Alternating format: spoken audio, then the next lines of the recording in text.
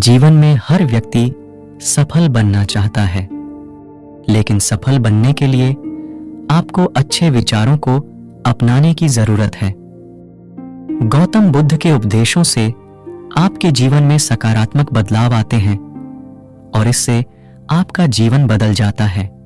सफल बनने के लिए हर व्यक्ति का अपना एक लक्ष्य पहले से ही निर्धारित होता है और वह उसी के अनुरूप काम करता है। लेकिन कई बार ऐसा होता है कि आप जो बनना चाहते हैं वैसा नहीं बन पाते हैं। कुछ लोग इसे लेकर यह मान लेते हैं कि शायद उनकी किस्मत में ही यही लिखा होगा, तो वहीं कुछ लोग अपनी किस्मत को खराब कहने लगते हैं और कुछ लोग यह मानकर संतुष्ट हो जाते हैं कि शायद वह इसे डिजर्व ही नहीं करते थे। लेकिन इसका असली कारण कुछ और ही होता है। गौतम बुद्ध की इस कहानी से जानते हैं इसका कारण। एक बार गौतम बुद्ध को एक सभा में उपदेश देना था। सभा में करीब 100 से ज्यादा लोग उपस्थित थे और उनका इंतजार कर रहे थे। गौतम बुद्ध आए लेकिन बिना कुछ कहे ही चले गए।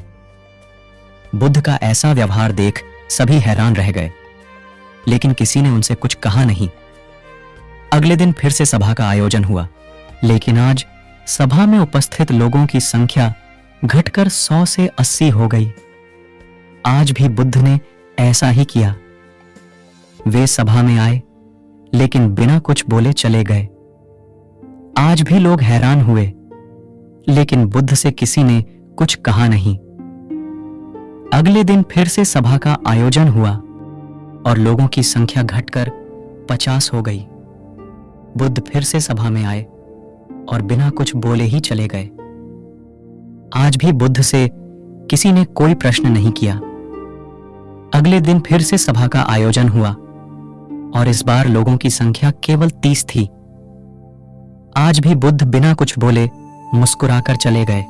सभा में आए हुए लोग यह सोच रहे थे कि बुद्ध को जब कुछ बोलना ही नहीं है तो फिर सभा का आयोजन क्यों होता है और बुद्ध यहां पर क्यों बार बार आते हैं।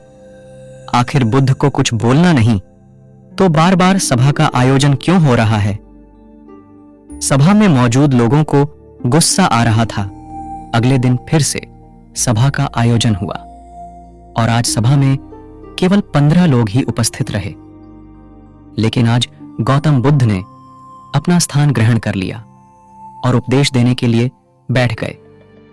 बुद्ध ने जिन 15 लोगों को उपदेश दिए वे उनके भिक्षु बन गए और इन लोगों ने आगे चलकर बुद्ध के ज्ञान को अलग अलग दिशाओं में फैलाया। एक बार इन लोगों ने बुद्ध से प्रश्न किया कि सभा का आयोजन होने के बावजूद भी आप क्यों कई दिनों तक बिना बोले ही चले जाते थे। बुद्ध ने उत्तर दिया, मैं उन लोगों को खोज में था जो लायक हों। सभा के पहले दिन 100 से भी ज्यादा लोग थे, लेकिन उनमें से ज्यादातर लोगों को मेरे उपदेश से कुछ मतलब नहीं था।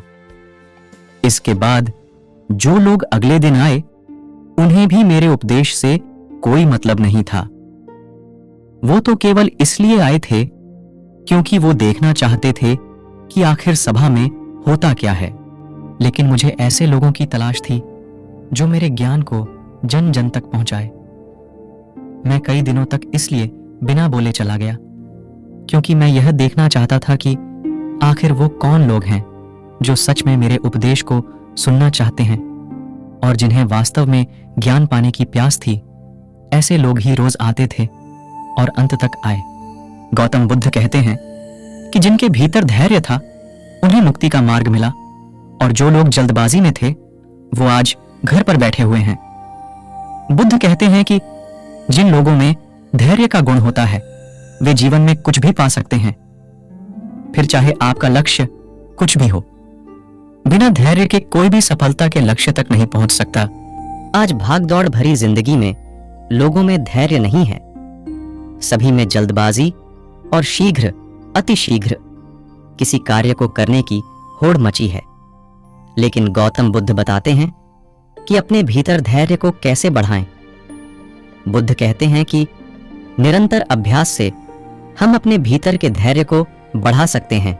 यानी आप जो भी बनना चाहते हैं उसके लिए धैर्य की आवश्यकता है। तो दोस्तों, ये कहानी आपको कैसी लगी कमेंट में जरूर बताइएगा और इसी तरह की ज्ञानवर्धक कहानी पाने के लिए चैनल को सब्सक्राइब भी कर लीजिएगा। तो फिर मिलते हैं अगली कहानी के साथ। तब तक के लिए नमस्कार।